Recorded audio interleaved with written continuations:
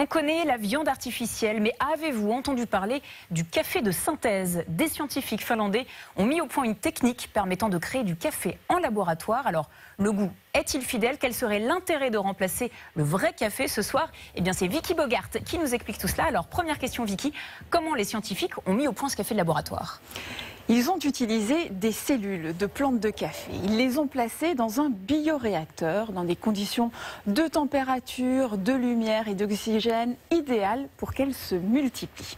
La culture de ce café cellulaire prend 3 à 4 semaines. Et les chercheurs obtiennent ensuite une sorte de pâte. Après avoir été torréfiée, elle donne une poudre avec laquelle on peut préparer du café. Alors évidemment la question, quel est le goût de ce café de synthèse? Seuls quelques experts ont eu l'occasion de goûter le produit. Le café de laboratoire serait moins amer car il contiendrait moins de caféine. Son goût fruité serait aussi moins intense. Mais les chercheurs expliquent ne pas être des spécialistes de la torréfaction, l'étape qui permet de révéler les arômes. Il faudrait encore au moins 4 ans avant que ce café cultivé en laboratoire ne soit vendu dans les supermarchés.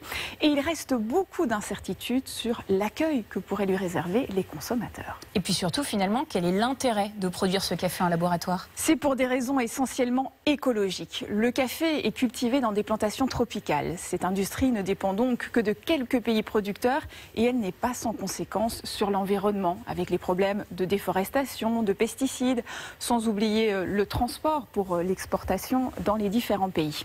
La production de café est aussi très sensible aux variations d'humidité et de température et donc au réchauffement climatique.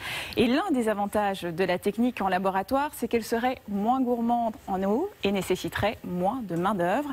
Mais une production en laboratoire à grande échelle exigerait quand même de grands espaces éclairés et chauffés 24 heures sur 24, ce qui est très énergivore donc.